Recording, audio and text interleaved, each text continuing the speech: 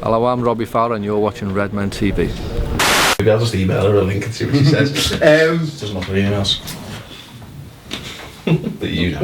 Anyway, looking at some of the transfer news, again, it's all a bit slow. We've got nothing massively concrete. The Andy Carroll saga rumbles on for yet another week. We've not had your take on this yet. Andy Carroll's apparently West Ham have had a £2 million loan with a view to a 17 million permanent deal turned down. Rodgers said when he first came that he's not going to loan out a £35 million striker. It's just pointless. Well, I don't really see any other way. No one's going to stump up 20 million quid for him, are they?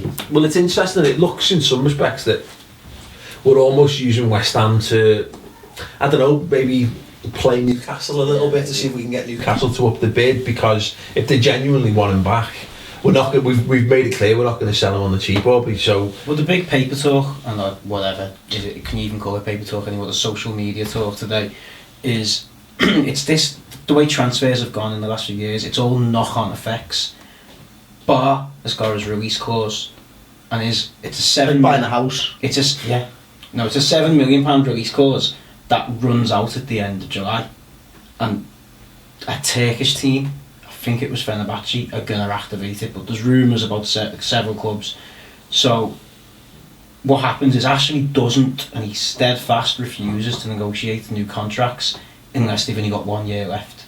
He just won't do it. So even though they've got this £7 million release clause, now what can happen is someone bids 7 million, Bar goes and talks to them, and then Newcastle can offer him a new contract which doesn't have that £7 million release clause in there, but if they offer him 200 grand a week, say, or whatever, more money, he can go and join them, and they've lost him for 7. But there's the degenerative knee injury issue, which is why he failed his Stoke medical last season when he was going to join them on a free. He's got a knee injury that could go at any time, so they're kind of unwilling to put him on stupid money. So even though he got 14 goals last year, and then it's up to a club to go, well, we'll transfer 7 million on him. But then they lose a striker. They didn't get Luke de Jong, who's gone to a German club. They're only going to be left with the Amiobis and Cisse if they lose Bar. They can get Michael Owen back. Of course they will. He sent them a pamphlet. Your Michael Owen starter pack. But then it's that thing of, then they've also got the money, and then they want Carroll, because then you can see where Carroll fit into their team. So we're kind of waiting until the end of July until someone... It's the end of July now. Well, yeah, it must be. It's the 31st today. Well, it must be. And not by the time you're watching this, so it could be happening now. If that's what, and again, it's I haven't. You've no idea. Well, everyone's heard this fucking release 31st of July shit for 2 months. Like, it would have been sewn up and done and dusted by now if it was fucking true. I think that's. And why would the club come out and say that? And, they both denied it. Both West Ham and Midfield denied it yesterday. The deal had been agreed anyway. So I don't see why. It's just bullshit. It's so hard to sort of plough through the wheat from the chaff, which is why we're here, to try and help. But yeah, it's a weird one because it looks very much like Liverpool won't read. But it's interesting that Brendan Rodgers has actually come out in recent weeks and said, Andy Carroll can fit. He can fit into the way I play.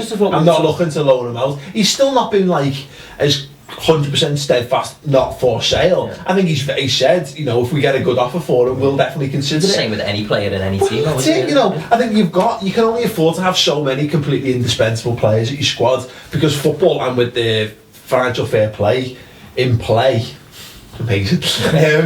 You've got to be able to consider certain bids. You can't have, as I say, 11 players that you won't sell, because you'll never have any money to bring in, particularly when you've not got Champions League revenue. Well, we talked about it last week, and we said Suarez was on the way, he came out and emphatically said straight away he's not.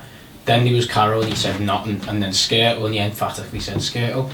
Whereas now there seems to have been that, and he was saying, I haven't met him, I wanted to wait to meet him, so he got him in there, and now he's on, I've met him, now he's decent attitude. So it's a change of tact on whether and there seems to be a bit of, is it man management? He challenged Sterling by saying he might have to go out on loan, but he built up Henderson because he knows that's what that player needs. Was it a Carroll, a gauntlet thrown down, and then he had a word with Carroll and he's like, now you've come back and you've shown me in this week that I've seen you, so now I'll come out and back you. I don't know, do we need that money that if he can't play, if he's not going to start every game, we need the money that he's locked up in him. Your Mike made the best point about Andy Carroll, I thought anyway, and it was that the plan B for playing the way Rodgers plays isn't to put a fucking big man up front. The plan B is to stretch the play even wider with two small players, or they don't have to be small, but two technically good players. So Andy Carroll never fits into that system if that is the way that Rodgers is going to play it. I do think that there is space for him at the end of the game, but the wages that he'll be on and the price, no. The problem with him in our squad is not him. It's how the other players play when he's on the pitch. There's just that temptation, isn't it? It's too tempting. There's too much of a dangling in front. It's like a way out, isn't it? It's like a crack pipe to an addict. Jamie Carragher seeing a big man up front, isn't it? Like, you know what I mean? Will he be able to resist the temptation to plough it down the field towards the end? Well, that's it. Anyway, we're not going to talk too much about Carroll because seems like we spent about 7 hours in the last 4 weeks talking about Carroll. Some of the other ones are Nicholas Gaitan, Benfica. Attacking midfielder. This is one from a few weeks ago, isn't it? 24. It's been come out again this week. Apparently his agent has denied there's been any offers. But you know, Steve, for you, the type of player that Liverpool should be looking at. It's the type of player we should be looking at. But again, too many players in that position again, isn't he? He's attacking midfielder, what behind the striker, effort. Is he better than what we've already got? Is the question. I haven't seen bags of him, like YouTube clips, a few Benfica games and highlights and shit. But you know what I mean? He hasn't done anything outstanding, has he? Well, you know what I mean? He played 44 times for Benfica last season, scored 5 and got 15 assists. Sound, you know what I mean? Fine. Is he the kind of player who can make more the assists step than up? anyone in our squad got, isn't it? Well, that's it. But And again, then you start making the argument what's the Portuguese league like and that. It's the Ramirez position, isn't it? And again, it's that player that's getting. Well, there you go. Brings me neatly round to Gaston Ramirez, the rumour that won't drop dead. Now, I said me and Chris were talking about this before. I'm remiss to keep saying that we're definitely not signing him because it's just. I fear egg on my face. The fact is, we were told by someone at the club that they weren't interested in Ramirez, and it was Bologna basically. Just Bologna were the ones linking us with them. It's not going to happen. We're not interested. But someone said to me, "Well, why would the club say that stance?" I said, "Well, because the reason why Liverpool have made it clear to us that they're not interested because they don't want it when he signs for Spurs. They don't want it to be Liverpool miss out on another target." He's never been a Liverpool target, but the problem is because of all the people on Twitter, it's so convincing. All this stuff that you read, and it's amazing now. His agent is in England was a story. Became his agent is in Liverpool for talks, and it's like, well, no, his fucking agent. It might be in the Northwest. Why? Because he's in the Northwest playing footy for fucking Uruguay at the Olympics. Of course, his agent's in England. Not saying he's having talks with anyone. It just makes it more likely that he could engineer a move to the Premier League. I think we'll have scouted him. Of course we'll have, and that's where there's something that's in there. And then the other thing of it is, it's an intelligent lie because we've got 2 Uruguayan players in our team, you know. So and it's a position that we need. I don't know whether we're going to buy him or not. It won't go away. I would really personally like to see him come to us. I've been watching the Olympics and he does look. He's clearly a good player, but is he £20 million? And also, I don't know. For me, I wonder. I wonder why we'd be told this for them then not to be true. Because I know Liverpool are basically trying and help to dispel as much transfer rumour bullshit as possible. So it would seem strange that we would be told this and it then go back the other way. So I don't know. I would say that it's not going to happen, but strange things have happened. Let's move on to a couple of the other transfer bits of news. Brad Jones being linked to Norwich. You know, watch and watch. The revolving door of the Liverpool reserve keeper continues, doesn't it? Just it's the keepers though, isn't it? It's just he wants a keeper who can play that sweeper keeper system. Well, and you called it the dorus, vries or vries or whatever last week, Aubrey. You got your finger on the pulse of transfer rumours. Yeah, a lazy life reading social networking of getting the complete bar and Carroll one wrong. But yeah, the Vries was linked because he knows him from Swansea days. Apparently we're going to pay money for him and goals for him on free, a couple $100,000. But it's all about keepers are a weird one, aren't they? Because you need them in the squad. Ideally, Reina will play every game because he won't get suspended, he won't get injured. But you've got to have backup, and you've also got to have players for them to train in that system. So if the backup defence is training with Galaxy and Jones, who don't play a sweeper system well, then it's fucking up their progress. It's So we actually, need. it's actually a good point. I've not even thought about So we that. need De Vries who can train with them, or even you switch it. The young kids play with Reina and De Vries as our setup, but they need to know how to play, because otherwise, how are they ever going to learn to play that way? It's actually, yeah. But we've been linked with Butland as well. I actually, yeah, Which noticed is that, like Jack. 8 million. Jack Butland. And that one rings a Kirkland and Carson. Yeah, that's- We're going to ruin a future England goalkeeper's career. By not playing them, like. Because that's what we do. Well, I mean, it's the kind of player that you... I blame fucking Corrigan there, like Yeah. he was the goalkeeper coach that Yeah. really good. But the thing is, you could buy Butland, but you'd have to loan him back out to someone to get to Well, he gets that- games. And again, that seems to be the modern way as well, a lot more than it used to, because there's a Courtois, the Belgian guy, Chelsea's fella, yeah. second season on loan. Won a Europa League last year with Atletico Madrid, didn't he? You locked him down now because he's going to be 18 million in the future. Yeah. So you pay the 6 or the 8 now, loan him out back to Yeah. Birmingham for 4 seasons, keep him happy, bring him in when he needs to, as opposed to what we did with Kirkland, which was just keep him You've on the got to bench. find a backup goalkeeper there who knows he's going to play the Carroll It Cup must be the games worst and- job in the world, though, Yeah. isn't it? You know what I mean? Knowing you're not going to play. Boo. Fucking Yeah. who? Oh no, 20 grand a Well- week plus to fucking hang out at Melwood. Yeah, Sit- yeah. Let's go to every Liverpool game. Home and away. You don't want to play though, aren't you? You know what I mean? I'll do it. But the weird thing with Don't De fucking Vries, sign Paul. but yeah, the weird thing He's with a De gun. Vries again was he got Swansea promoted as the main choice keeper, and then he was on his contract, and then he chose to go to Wolves knowing Hennessy's a very good keeper. So did he shit out of the Premier League? Was he pushed or whatever? Because he went on board Vaughan, and Vaughan was great last year. But I don't know, so then again as our backup keeper, and again crazy things happen. Look what happened to us last year. Fucking no one ended up. I think we need to get a good solid backup goalkeeper in, because for us, I've got no problem with Brad Jones. He's had a good pre-season by all accounts for us. I've been quite impressed by him, but it was twitchy ring time, wasn't it, in the fucking FA Cup semi-final, having him in goal, and I don't want to be back in that situation again. I just long for the day, and the best backup goalkeeper we ever had was Paul Jones. Got him from Southampton, and we got him for the end of the season, and he was the most underrated goalkeeper I think the Premier League ever saw. He was incredible, and he was just brilliant. Yeah. And that's the kind of keeper you need, someone who can come in and just doesn't upset what you're trying to do. He's not a total weak link, just a good solid goalkeeper. And if De Vries is that, then boss. We've talked about Brad Jones to Norwich was such a throwaway one, but yeah. Anyway. Now Aquilani to Fiorentina. We've discussed Aquilani at length on the subscriber show this week. Obviously some people are up in arms about the decision to sell him. Others, like me, completely agree that it's actually quite a sensible move to get rid of him. Do check that out on the redmentv.com, free for a month, so try it out, check it out. It's part of our 2-part subscriber show. It's going to be pushing nearly 2 hours, which is monstrous value for money on the website at the minute, so do check that out. Anyway, sorry if you've seen that, because we're going to rehash a little bit of it. Aquilani, I think we've agreed that although we'd love to see him play and ply his trade at Liverpool, for a player that's on 125 grand a week, Steve, probably not a bad idea. It's worth it really overall, you know what I mean? It's a lot of money, isn't it, to fucking have sitting around if he's not world class. Yeah. And it's looking at something we didn't touch on, positions wise, Chris. I think would he be Gerrard's understudy? Because he played deep in the, I think it was Roma. Was it Adam? He played.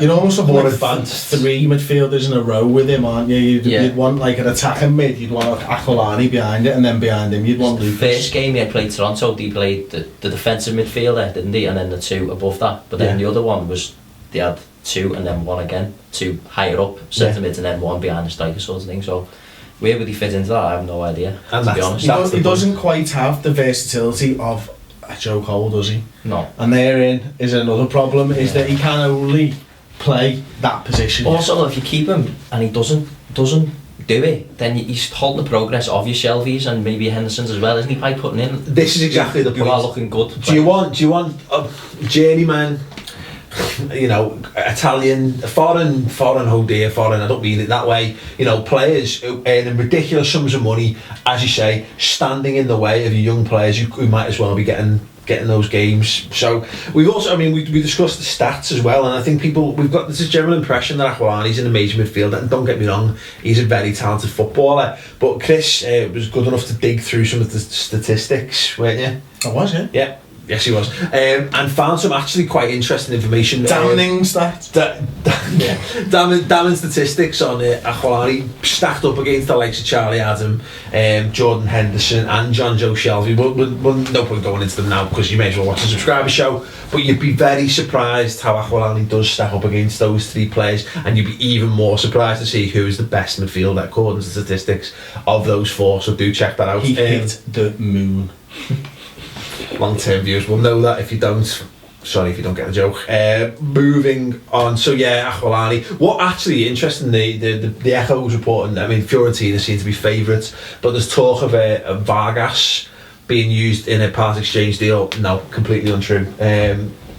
That's definitely not happening. Liverpool are looking a bit, well, I only know with regards to Fiorentina, if they're going to go to Fiorentina, it's going to be straight up cash. That's all Liverpool are looking for, and apparently 7 million's being mooted. It's a bit of a shame given that we paid like 18 for him, but there's rumours, again it's all rumours and talk, but apparently we haven't paid that. It was 20, but we've only paid about 12 of it. And if he plays, so basically the £7 million decision, or the 8, let's call it 8 million if we pay 12, comes down to, do we sell him for 8 and buy someone for around that money, or do we pay 8 for Aquilani this year? Because if he plays this year, essentially if we get 7 we've got 15 because we had 8 here marked for Aquilani. That's a great point, that. So then, if, or even just, it's the same amount, because essentially Aquilani will cost us 8 million if he plays this season. Yeah. So we can buy, do you know what I mean? So if we don't have it earmarked, even if you got rid of him on a 8 million, or we get 15. If you got rid of him on a 3, you'd have 8 million in the bank, saved by not paying his wages, basically. Yeah. So if you get a transfer fee as well, as Chris says, you've got 15 million in the bank. So that could be the 15 million that's Alan.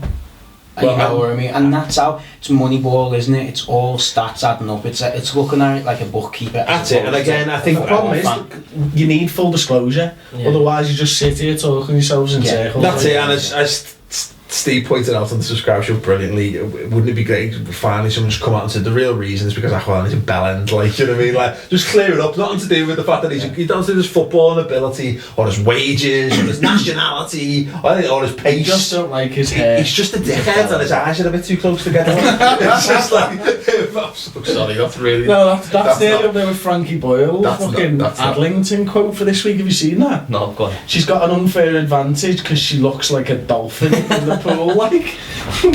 No, that's not very nice. I take that back. I've loaded the tone badly there. No, at Aquilani, the fundamental point is that people think he's much better than the players we've got. And what's that based on? It's just based on a general impression of what little we've seen of him. He looks a bit classier. He looks classier than Charlie Adams. He's Italian. He's Italian, yeah. It's that thing. He's got long hair and he's slender. He looks quite sexual as well. Exactly. Anyway. Yeah, so no massive movements on the transfer front. Dempsey He's been left out of their squad. Is that? Yeah, Sky Sports. Dempsey's not gone to. I think they've gone to Switzerland. So he's staying. Well, I got the reserves. I got a message this week because you get these as well. People occasionally send you like messages on Facebook and Twitter giving you inside info on transfers. And most of them turn out to be bollocks, but one I got. I don't want to reveal my source. It said no, someone from Sky Sports had told him that apparently 7 million for Dempsey. So we'll, time's going to tell. We know that we're interested in him. Yeah.